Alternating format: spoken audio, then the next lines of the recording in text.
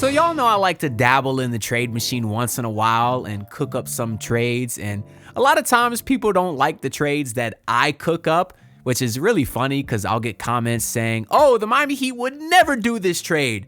And then for the same trade, I'll get comments saying, oh, the New York Knicks would never do this trade. So it's like, I can't win. But that's the internet for you, and it's all love. But in today's video, we're not going to be reacting to my trades because I saw that Bleacher Report put out a very interesting article with 5 Giannis Antetokounmpo trades that I'm going to react to. Of course, this is in the wake of Shams going on ESPN yesterday and saying that Giannis still hasn't made up his decision about whether he wants to stay with the Milwaukee Bucks. Now, I'll break some news right here, right now, and let you know that Giannis is gone. Hashtag he gone. Because Shams also reported that Giannis is still unsure if he can win a championship with this current Bucks roster as is. And just take a look at this Bucks roster. You can answer that question for yourself. But let's go ahead and get into the article. All right, so this article is from Grant Hughes. Okay, interesting. I don't believe we've read any of his work for Bleacher Report before. We've read a lot of Andy Bailey articles. I like his stuff.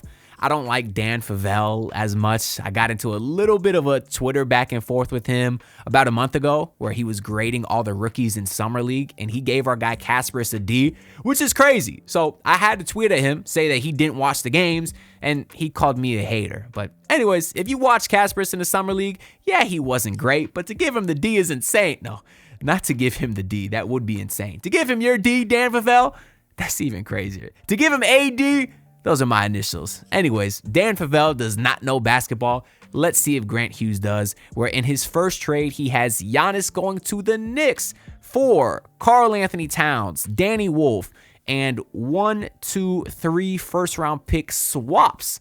Wow, that's it? So no first-round picks at all in this deal?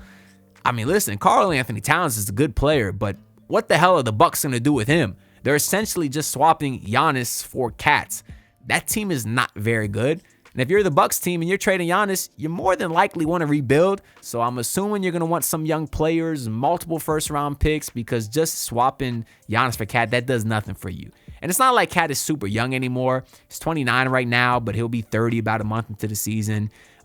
This trade doesn't make any sense for the Bucks. I'm not one who really values first-round pick swaps because you never know how the future is going to play out, and those swaps could end up being pretty irrelevant. And then I guess they are getting Danny Wolf, who y'all know I love. I am a fan of him on this channel. I'm not a fan of him on the Nets because the Nets had 4 first-round picks. They took 3 point guards and then Danny Wolf, who's basically a point guard in the center's body. So I'm not quite sure that his skill set can be optimized in Brooklyn. I'd kind of love to see him get some free reigns in Milwaukee, but he's not, incentivized enough, or he's not great enough in assets for the Bucks to love this trade. And even on the Nets side of things, I guess he has the Nets receiving Josh Hart and 2 second-round picks. It's like Josh Hart is the type of role player that you'd want on a championship team. The Nets are not going to be a championship team, so why the hell would they want Josh Hart? Okay, you're getting 2 second-round picks to take on his contract, but you're also losing Danny Wolf, who was just your first-round pick a month ago. So that'd be like the Nets traded a first-round pick for Josh Hart in 2 seconds. That would be terrible asset management. So the only team that I could really see agreeing to this trade would be the Knicks because Brunson, Giannis, Anunoby, Mikal, just give that team the chip right now. They would be nasty. But I don't think this is nearly enough value for the Bucks. They would definitely want tons of more future assets. Moving on here, we do have the Brooklyn Nets, which, like, why? If Giannis leaves Milwaukee, it's because he wants to win. And the Brooklyn Nets would be pretty bad with or without Giannis. They might not be bad with Giannis, but they would be nowhere near contention. So unless they were somehow able to flip more assets into LeBron and Anthony Edwards to play with Giannis, I don't get him going to the Nets, but he does have the Nets receiving Giannis in exchange for Michael Porter Jr. and 1, 2, 3, 4, 5 first-round picks. This is really good draft capital for the Bucks. I know a lot of people might look at this and say, hey, Rudy Gobert went for 4 picks in a swap, and Mikal went for 5 picks in a swap, and I guess even Desmond Bane just went for 4 picks. So they're going to say, how can Giannis go for only 5? Well, truthfully, I think that's kind of the market for stars. I look at the Gobert and Mikal and Bane trades. I look at those as more of the outliers, which sounds weird to say because there's multiple examples of it. But in history, like, has a star ever gone for more than 5 picks? Like, I can't recall a guy ever going for 6 or 7 picks. So I think 5 first-round picks is not bad value in terms of draft capital for the Bucks, but ideally they would like a better young talent. I don't really believe in Michael Porter Jr. I don't think he's a great player. He is on a very bad contract. He'll be making $38 million this year and $40 million next year, which is not great value at all. Especially you think that the Nuggets just basically had to attach a first-round pick to him to get rid of him. They also got Cam Johnson, so the Nuggets did get a nice player, but the Nuggets would have had to attach a first-round pick to get off MPJ, and that's basically what they did. So the Bucks are getting 5 first-round picks, but it's almost like they're getting one of them just to take on that Porter contract. Yeah, so I don't know. I don't really love this one for the Bucks. It's not like they're getting a Shea-type player like the Clippers got for Paul George, although at the time, nobody could have expected Shea to turn into what he did end up becoming, but I feel pretty confident saying Michael Porter Jr. is not going to be that, especially since Michael Porter Jr. has already been in the league for several seasons. So not bad draft capital for the Bucks, but I think they would prefer a better young talent than MPJ. Moving on here, they have the Atlanta Hawks, who are receiving Giannis in exchange for Jalen Johnson, Zachary Risache, a 1 first-round pick swap, and 2 first-round picks. Okay, so less draft capital here, but I do like the younger players that they're sending out more. I think Jalen Johnson's a guy that does have all-star potential. He was probably on his way to making an all-star team before he got hurt last season. I actually did pull up that FanDuel currently has him tied for 8th best odds to win most improved player. So just like I'm a big fan of him, so is FanDuel. I actually think this is pretty good odds at plus 2,500 to take Jalen Johnson at most improved player, because the Hawks are going to be a better team. Jalen Johnson is hopefully going to be healthy, and he really was trending that all-star trajectory just last season. So if the Bucks are able to get him, I think that's a nice young player. Zachary Risache, I'm not as comfortable saying he can be a future all-star one day, but he did have a decent rookie season last year, definitely picked it up in the second half of the year, and he's only a year removed from being the number 1 overall pick in the draft. So I still think he has a lot of value there. Are any of these 2 young guys someone that the Bucks fans can get thrilled about? Maybe not, but they're not bad players. You are getting 2 first-round picks in return, but I do think the Bucks would want more draft capital if these are the 2 young guys they're getting. But this is definitely the best trade that we've seen so far. And then, of course, if the Hawks got Giannis, yeah, that'd be scary. I think a pairing of Trae Young and Giannis would work perfectly, although we saw a pairing of Dame and Giannis, and that didn't go so great. But Dame and Trae aren't exactly similar players. They could both shoot from deep, but Trae is just such an elite facilitator. You would expect that to work with Giannis very, very well. So, yeah, they would have a good team. So I think this would be a great trade for the Hawks. For the Bucks, it's not bad. I think it's the best one we've seen so far. Moving on, we have the San Antonio Spurs, which, Lord help us all, if the Spurs are able to pair Giannis and Wemby, I don't know who's going to stop that. Actually, before we get into the package, I do expect the Spurs to be the team to get Giannis. I've been saying that for a few months, just because I think they have the most incentive to do so, because they would like to win now, maximize the value of rookie's Wemby contract. So I just think it makes a lot of sense for them. Plus, they have a ton of draft capital and young players that I think the Bucks will be interested in. In this trade, the Bucks will be receiving Harrison Barnes, Stephon Castle, Keldon Johnson, Jeremy Sohan, and 3 total first-round picks.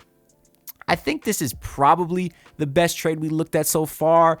I'd say it's on par with the Hawks trade, just because they're basically getting 1 less young player in this trade, but the extra first-round pick, because they're getting 3 first-round picks in this trade compared to the Hawks one.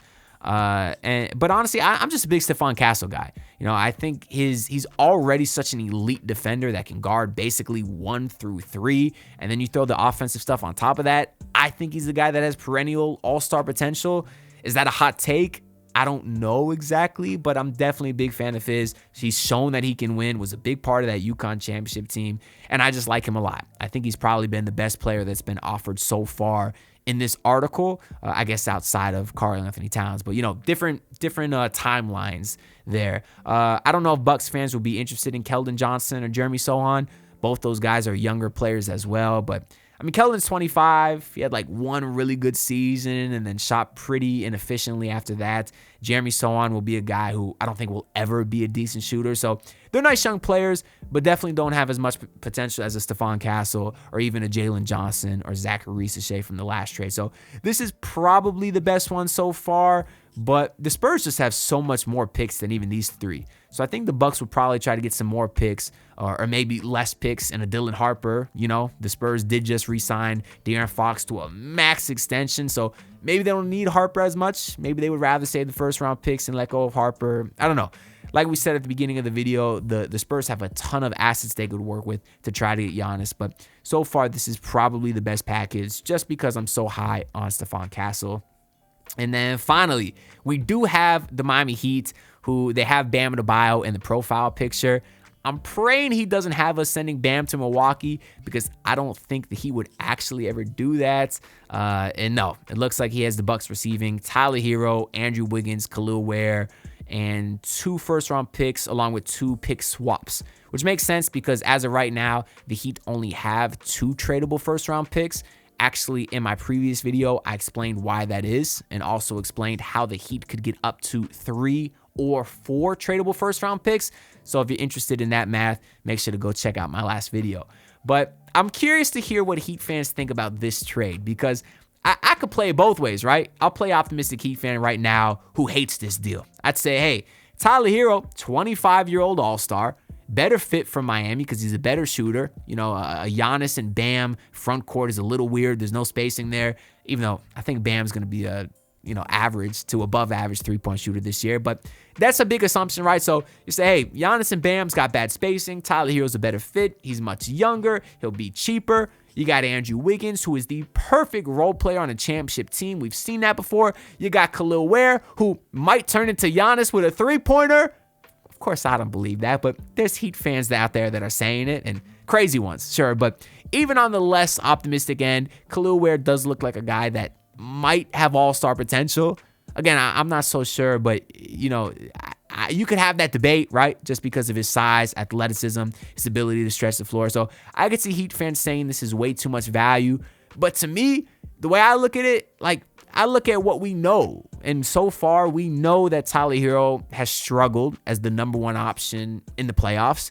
We saw Andrew Wiggins not be particularly healthy last year and not be great in the postseason either. We've seen Khalil Ware have a ton of inconsistencies in terms of motor and in terms of offensive, production and rebounding particularly. So there's not a lot proven there. And you know who is proven? Giannis Antetokounmpo, the multiple-time All-Star. And I know a lot of Heat fans will look at this and say, hey, how good would the Heat be if you just had Giannis and Bam and Nikola Jovic and Norman Powell? I mean, shit, they might actually be a really good team. But would they be a true championship contender? Maybe not. You could talk me into it. I mean, Giannis is that guy. I did see that FanDuel currently has him as the 4th best odds to win the MVP at plus 1,000. So clearly he's a difference maker. We all know that. I'm not breaking news to you. But Heat fans would say, hey, what's the point of getting Giannis if you're still not a contender? My motto when building a team, and as it should be for everyone, is you get the guy and figure out the rest later. Too many times, the Heat are building their teams ass backwards, right? Where they get all these great role players and they say, oh, a star would fit in perfect if we got these guys. All we need to do is add a star and then we're a contender. It's a lot easier said than done because how the hell are you going to get the star? You don't have any assets to trade for them. You don't have any cap space. Your plan was to make cap space for 2026 free agency, but then all the stars that were available now signed extensions, so now nobody's available in 2026. It just doesn't make any sense. You get the star and you figure out the rest later. Because then guess what happens when you have Giannis? You have Bam Adebayo, who's friends with everybody in the league. Well, now you get really good players that might want to come to your team for the cheap, because they know that they would now have a chance to win a championship. So in addition to getting guys like that, older vets to fill out the roster on good value contracts, you could also bring in some lower value undrafted guys and try to make something out of them, which the Heat are the best at. The Heat are so well at finding guys off the street and making them NBA rotation players. They could pick out a white guy at my local park and turn him into a 45% three-point shooter the next year. And those are the type of guys that you need when you would have a top-heavy contract with guys like Giannis and Bam. And I have full faith in the Heat front office to be able to fill out a roster around Giannis and Bam very quickly. So that's why, to me, this trade is an absolute no-brainer. Is it the best one we've seen today? Probably not, but Giannis says Miami only. Maybe we get him, but y'all know how that goes. Anyways, that's all I got to say for this video. Let me know your thoughts on this Miami Heat trade as well as the other trades we discussed in this video. I'm very curious to hear what y'all think. Also, make sure to like and subscribe because I'm on the grind to hit 9,000 subs, and I'll see y'all in the next video. Peace out, everyone. Look, pull up in your city trying to get that dead face. Do it on my own, I don't need no dead weight. Had to kill him off, yeah, I need that head space. You know this homegrown bitch don't offend me.